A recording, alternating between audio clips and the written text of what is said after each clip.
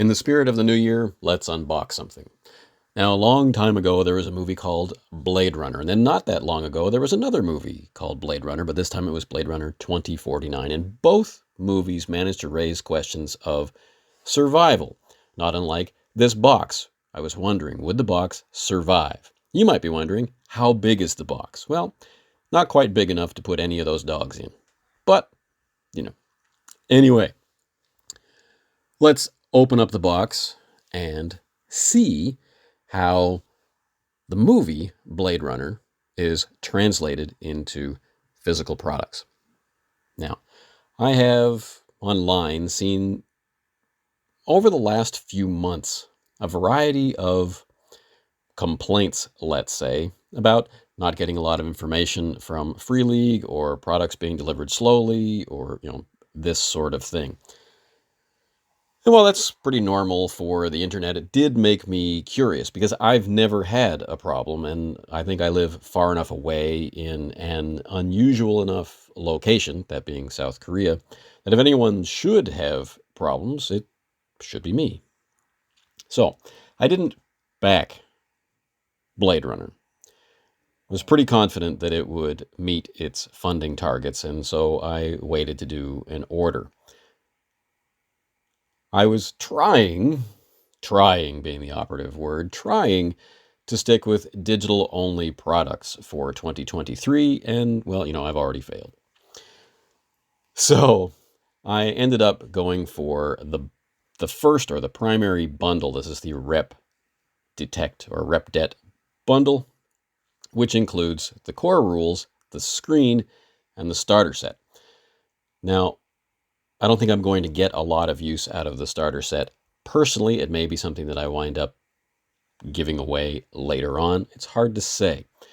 But what this particular bundle allowed me to do was to get the cards, the dice, the screen, and the core book for a price similar to what it would cost to get those things individually, for slightly less in shipping, with all the other extras that come along with the starter set. So in holiday ordering logic, it made good sense to me, and I think you can follow along with me for that. For a number of reasons, I did not back the Blade Runner Kickstarter. And when I looked at the early promotional material, I was easily able to convince myself that that was the right decision. But as reports came in, and as I gained access by Free League to a review copy, I realized I was wrong. And looking at that review copy, before I decided to make my review, I decided I would follow suit with my normal behavior, and that is order the product. It truly is impressive. What I particularly like is that the artistic value of the product and the organizational approach to the product and the thematic intent of the product all align in a way that is less common than I might like it to be, and is well aligned with my particular goals for what I want out of somebody else's Blade Runner game. This is one of those properties that you want whoever does it to knock it out of the park. And, well, I feel that they have. So looking inside the box, we see 2 sets of dice, we see a ton of cards, we see silica gel, so, it stays fresh. We've got the obligatory Free League catalog, and we have our core rules supplement, and we have a case file and a variety of very cool handouts. Now for the dice, we get 2 sets, and the dice are arranged so that we can still use them numerically, but they have symbols on them to let you know if it's 1 success or 2 successes that have been generated by that roll. And of course, there is the obligatory unicorn. This approach to the dice for this iteration of the Year Zero system gives us the same sort of experience we've come to expect from that system, but with fewer dice. So the same catastrophic lows and thrilling highs with a smaller die pool. So, very quickly, what comes in the starter set? We've already seen that we get a nice set of dice. We get a large number of cards for different purposes. And we have a core rule book plus what's billed as case file number 1. So the case file itself comes with a variety of handouts in this nice envelope. I'm not going to show you what the handouts are for obvious reasons relating to spoilers, but they might be large images that set the scene. They're marked on the back as to what handout they are, that kind of thing. So it's really handy, very visually impressive if you're going to run that. We have a variety of pre-generated characters, and we have a blank character sheet, and then we have a variety of maps, things like vehicles and rooms and whatnot that go along with this starter set. Now, the character sheets are full color, normal paper feeling handouts. The maps and assets like that are still a matte finish, but on a higher quality paper. Then there are large maps, such as the central Los Angeles area map or sector map, which you see on the inside cover of the rules. Right? Very big, very impressive. There is a lot of value packed into this starter set. Now, at this point, I'm noticing that a lot of actual play videos are coming up using this first case file. So if you're very curious about what the handouts are like, what the actual play of the scenario is like, then I recommend that you seek those out, regardless of the quality of presentation or the style of, let's call it, performance. There will be a lot to glean from watching people actually interact with this material, whether they are using physical material and a meeting program, such as Zoom or whatever, or whether they are using the digitally provided assets for a VTT. What I do want to talk about is the starter version of the rules. It's described as a condensed rulebook, and it's in 80 pages. The reality is that you are really getting most of the rules. You're getting a lot of the art. The impact that the core rules make, there's a strong effort made to have a similar effect even within this starter set. The type of paper used is the same. The layout and organization is the same. It's just, as they say, condensed, or maybe more appropriately, abbreviated, abridged. There are whole sections here which are identical, and then sections which don't go into as much detail. As far as rules, you are getting certainly everything that you need to do this opening case file. You're lacking the core rules support for making your own. The cards, of course, because this is a year 0 game, handle things like initiative. They have imagery for characters. Here's one character known as Leah, for example. And as you can see here, they include things such as obstacles for chases. So I'm not telling you anything that you can't already see. I'm not going to open this packet at this time. Free to shrink wrap, the Game Master screen puts us on the streets of Los Angeles. It gives us all the information and all the moody feel that we might need. I think given the light text, kind of an amber color, on black background, that some people are going to find the font to be a little small. So I'm sitting as far away from it as I normally would, and I'm holding the camera in between, me and it. If you're finding it hard to read, then be advised. Right?